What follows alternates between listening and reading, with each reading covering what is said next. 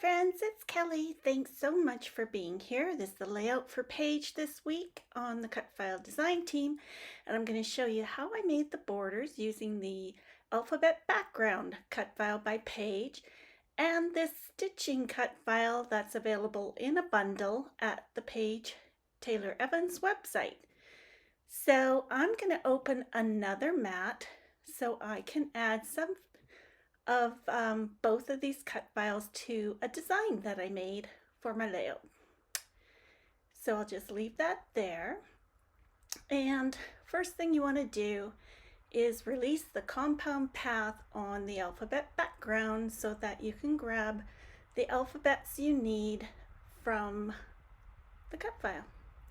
So I'm going to take the T, H, IS, and YEAR for this year.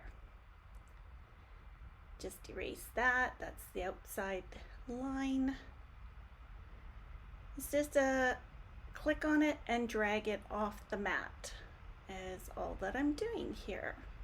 So once I have all the letters that I need, I'm going to gather them together and copy them back onto the mat that I opened, the empty mat, and begin to design my layout. Now I'm on a Mac and I use Command C, Command V to copy elements from one mat to another. Use the commands that are available on your computer.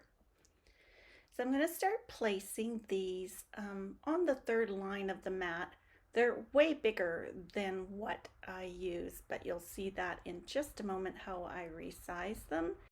And I am trying to align them up horizontally, but it's not completely necessary to get them exactly because there's a tool in the Silhouette Design Studio that will do that for me, and I'll show you that in just a moment.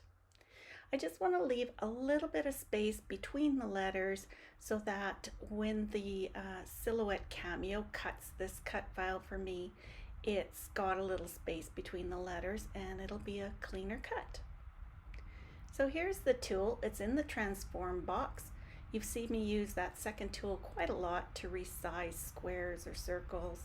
And you're gonna click on that vertical tool and it'll make all your letters line up on a nice line evenly and vertically. Now I wanted to repeat this here 3 times across the top and bottom of my layout. So I want my phrase to be only 4 inches long. I'll just zoom in to show you that. Right now it's 5. So let's make it a little smaller and center it in the 1-inch line. And that looks good. I'm just going to use another tool. Let's group it together.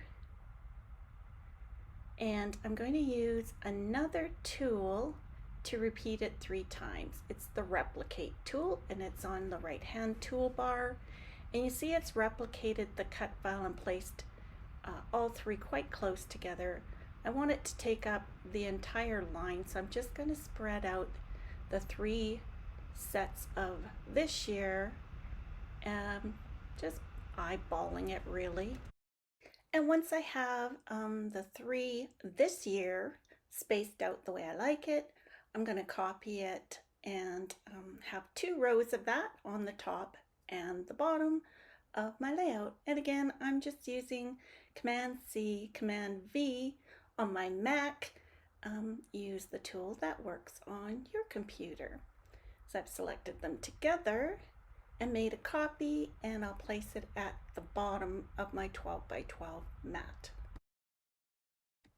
And so that's my borders. Let's go work with the stitching cut file.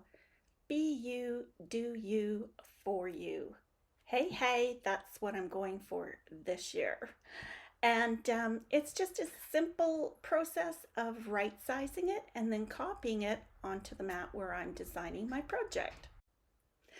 So I'm going to make it smaller and then stretch it across the mat so that it goes side to side on my layout. And then I'm going to use the Command C, Command B tool on my Mac to copy and paste it over onto the mat where I'm designing my layout. And I'll just use the center on mat tool and maybe do just a little fix up. I want that just a little wider. Now when you shrink or resize a stitching file, of course the holes for stitching get closer together, and I won't want to make stitches that small, and so I actually stitched in every other hole. And if you followed me for a while here on my YouTube channel, you'll know that I like to design my entire layout in the Silhouette Studio and went ahead and assigned a color for each letter. Makes it easier when I'm selecting paper. Thanks so much for being here. Here comes some close-ups. See you again soon.